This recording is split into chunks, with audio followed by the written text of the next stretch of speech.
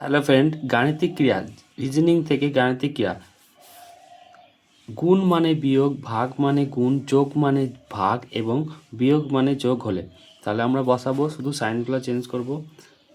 22, আচ্ছা বিয়োগ মানে বলেছে যোগ, তাহলে যোগ বসাবো। যোগ মানে ভাগ বলেছে, তাহলে ভাগ বসাবো। আর গুণ মানে বিয়োগ বলেছে, তাহলে বিয়োগ বসাবো।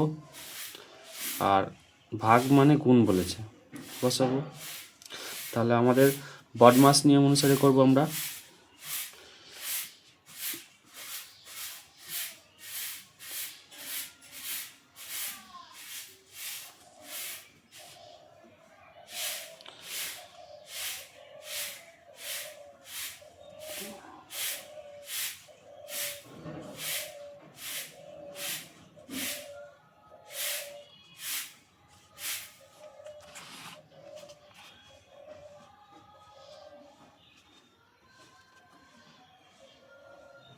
তাহলে এখানে সঠিক উত্তর হচ্ছে অপশন বি, 11।